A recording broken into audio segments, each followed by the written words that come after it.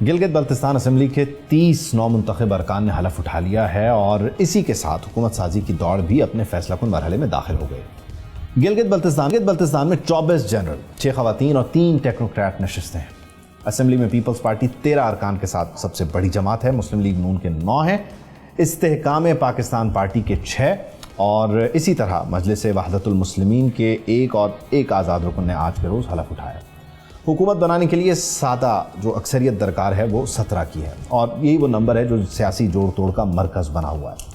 Peoples party اور استحکام Pakistan party کے درمیان بتایا جا رہا ہے کہ معاملات طے ہیں، لیکن خبریں یہ بھی آ رہی ہیں کہ استحکام پاکستان پارٹی اپنا وزیر اعلیٰ نامزد کرنا چاہتی ہے اور اس مقابلے میں خود کو آزمانا چاہتی ہے۔ اور یہ بات یاد رکھنا ہوگی آپ کو کہ استحکام پاکستان اچانک سے گلگت کے خطے میں آپ کو ایک چیلنج کے طور پر نظر آئی ہے اور اس نے پیپلز پارٹی کو ٹف ٹائم دیا ہے۔ اس ساری صورتحال میں جہاں یہ بھی بتایا جا رہا ہے کہ نون لیگ اور پیپلز پارٹی آئینی عہدوں کو لے کر مشاورت کر رہے ہیں، گورنر کس کا ہوگا، اسپیکر کس کا ہوگا، ڈیپٹی اسپیکر کس کا ہوگا، تو وہیں استحکام پاکستان پارٹی جو پہلے معاملات طے کر چکی تھی وہ اس وقت جو ہے ایک نئے چیلنج کی صورت دوبارہ سے سر اٹھا رہی ہے۔ البتہ پیپلز پارٹی نے chairman Pakistan Peoples Party Bilawal Bhutto Zardari نے امجد ایڈوکیٹ کو وزیر اعلیٰ گلگت بلتستان کے لیے پیپلز پارٹی کی طرف سے نامزد کر دیا ہے اور پیپلز پارٹی کے ساتھ نون لیگ نے بھی تعاون کا عندیہ دے دیا ہے اور یہ سیاسی منظرنامہ جو ہے اس وقت دلچسپ ہو گیا استحکام پاکستان کی وجہ سے۔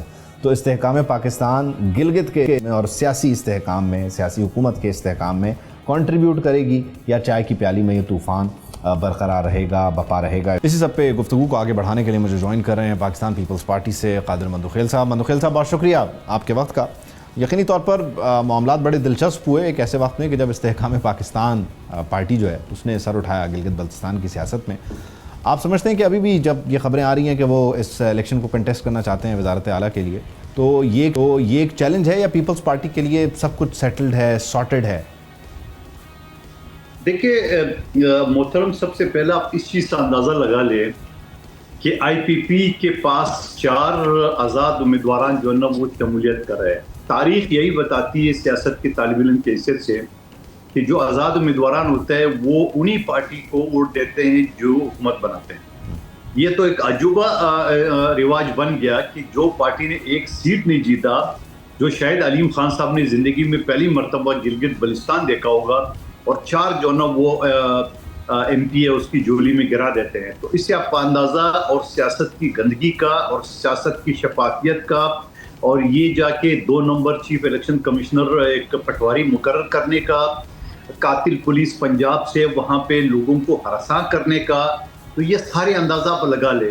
جب پہلے دن رزلٹ آیا تھا پہلے 2-3 گھنٹے کے اندر تو پیپلز پارٹی 9 سیٹوں پہ کھڑی تھی، مسلم لیگ نون 2 سیٹوں پہ تھی، اور پھر اس کے بعد جا کے کچھ 10 دن کے بعد رزلٹ مکمل کیا، وہ بھی بلاول صاحب نے جب احتجاج کیا، ہم سب لوگوں نے مختلف میڈیا پہ جب احتجاج کیا ہے تو جا کے وہ رزلٹ اناؤنس کرتی ہے، اور وہ رزلٹ کا پھر انہوں نے بدلہ یہاں لیا ہے کہ وہ جو آزاد امیدواران تھے وہ آئی پی پی کی جولی میں ڈالے، جبکہ 18 سیٹوں پہ ہماری اکثریت تھی۔ تو میں یہ سمجھ رہا ہوں کہ یہ شہباز راجہ ہو یا سلطان راجہ ہو، یہ ایسے ایک لوگ ہیں جو ان کو منتخب کرتے ہیں اور اس طرح دھاندلی کے ایک نئے تاریخ اور نئے مثالیں بناتے ہیں۔ تو میں کہتا ہوں ڈوب مرنا چاہیے، شرم کرنا چاہیے ایسے لوگوں کو الیکشن کرا لیا۔ لیکن آپ کہتے ہیں کہ نون لیگ جو ہے بنیادی طور پہ یہاں پہ آپ کے لیے معاملات کو مشکل بنا رہی تھی، الیکشن کمیشن پہ بھی آپ نے سوال اٹھا دیا، پنجاب پولیس کے آنے پہ بھی، تو اب ان کے ساتھ ورکنگ ریلیشن کیسے گلگت میں قائم کریں گے؟ کیونکہ خبریں یہی ہے نا کہ آپ آئینی عہدوں کے لیے مشاورت کریں ان کے ساتھ۔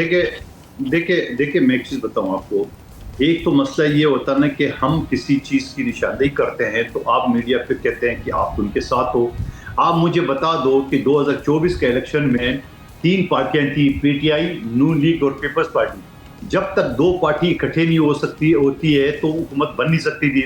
ہم نے پی ٹی آئی کو آفر کی، انہوں نے ٹکرا دیے، ہمیں مجبوراً جا کے ان لوگوں کے منہ لگانے پڑے اور ان کو جا کے ہمیں جوائن کرنا پڑا۔ آج پھر وہی صورتحال تاریخ اسی طرح رقم کر رہی ہے 2024 کے الیکشن کے، کہ آپ نے ایک ڈمی پارٹی کو کھڑا کر دیا ہے اور پھر اس کی جولی میں آپ نے 4 ایم پی اے ڈال دیے ہے، تو یقیناً پیپلز پارٹی کی پوزیشن آپ نے ایسے لا کے کھڑا کر دی ہے 12 سیٹوں پہ کہ وہ سنگل پارٹی حکومت بنا نہیں سکتی ہے۔ جب وہ سنگل پارٹی حکومت بنا نہیں سکتی ہے تو ہم نے کسی نہ کسی کے منہ تو لگنا ہے۔ تو یہ میں کہتا ہوں کہ ایک بدنما داغ ہے سیاست کے اوپر اور الیکشن کرانے پہ۔ جب بھی تو دنیا میں ایک دوسری میں ہم 141 نمبر پہ اور سیاست میں نہ جانے ہم کون سے نمبر پہ ہے, کوئی آخری نمبر ہی ہوگا, کیونکہ اس سے زیادہ غلاظت اور اس سے زیادہ شفافیت, بدنیتی اور شفافیت کے اوپر جو ہے نا وار کرنے سے زیادہ کوئی نہیں ہے. تو میں یہ سمجھ رہا ہوں کہ الیکشن جو سسٹم ہے, یا پنجاب کا بدنام زمانہ قاتل پولیس جو ابھی تک 2200 لوگوں کو قتل کیے, اور ایک معصوم بچی جو آسٹریلیا سے آئی تھی اور ان کو ڈاکو سمجھ کے جس طرح گولیوں کو ایک برسات کر دی, اور پکڑا کون گیا؟